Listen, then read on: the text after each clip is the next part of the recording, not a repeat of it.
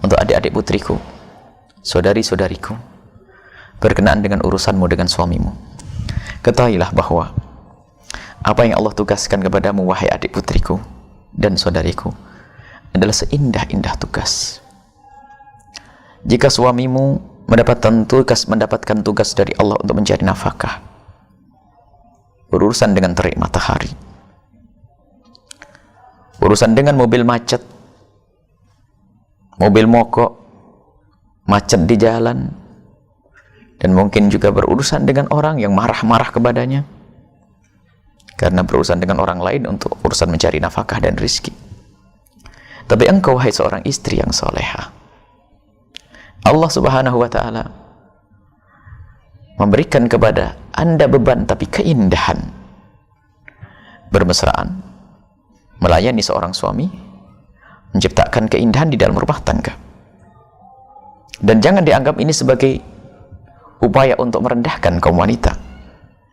Imam Abu Hurairah radhiyallahu ta'ala anhu meriwayatkan satu hadis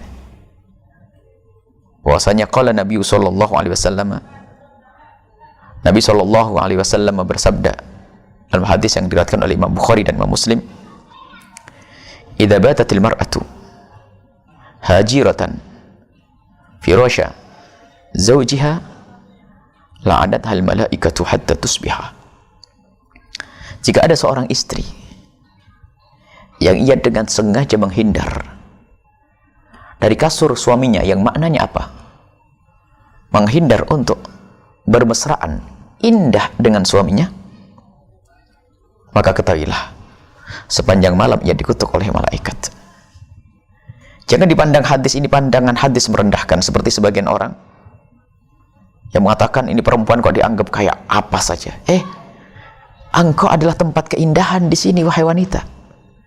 Justru seindah-indah pekerjaan yang harus kau kerjakan, melayani seorang suami. Apakah anda tidak mengerti kemesraan dan keindahan? Apakah anda tidak pernah merasakan indah melakukan hubungan suami istri? Anda tidak merasakan indahnya pelukan seorang suami? Kasihan betul anda kalau begitu.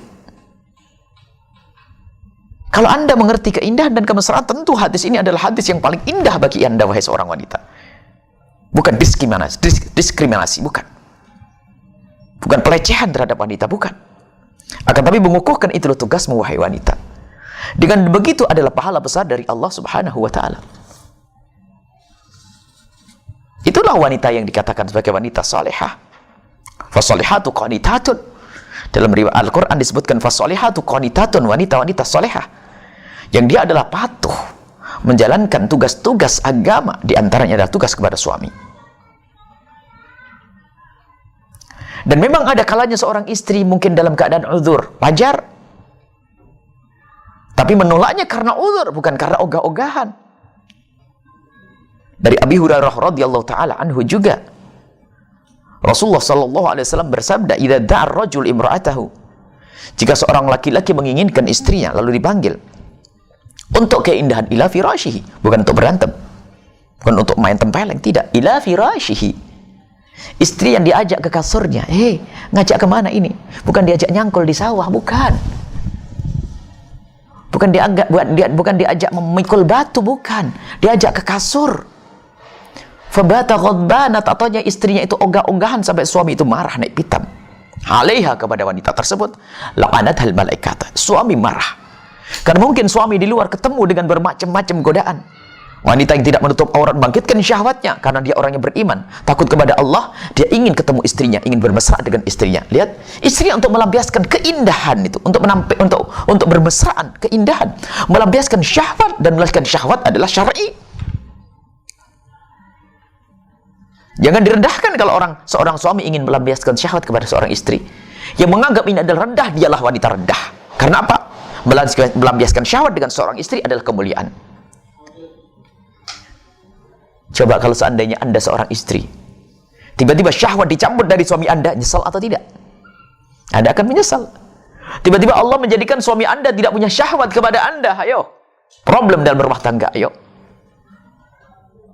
Bermesraan adalah tugas anda. Maka wahai para istri, dengar nasihat dari Nabi Sallallahu Alaihi Wasallam. Artinya apa? Biasakan patuh dengan seorang suami. Ada Pertemuan yang lain ada nasihat buat kaum pria, bagaimana harus penuh kasih sayang, berlemah lembut dengan istri, menghargai istri, mengerti di saat istri ada udzur. Itu adalah hal yang harus difahami oleh seorang suami. Akan tapi ini nasihat buat adik putriku, harus engkau fahami, tugasmu adalah indah. Secapek apapun ketahuilah, kalau orang paham capek kayak apapun akan hilang dengan keindahan. Artinya semestinya seorang istri yang merasakan seharian penat, capek, urusan dapurnya, urusan nyuci baju, akan tapi di saat bertemu dengan suami, jadikan itu saat indah untuk bermesraan. Kalau ternyata itu semua menjadi tidak indah bagi Anda, bermasalah di hati Anda, ada apa? Ayo kita gapai kebahagiaan di akhirat dengan menciptakan keindahan di dunia. Patuhlah wahai istri kepada suamimu di dalam urusan-urusan kebaikan, khususnya di dalam urusan kemesraan, tapi tidak boleh patuh urusan kemaksiatan. Wallahu a'lam bishawab.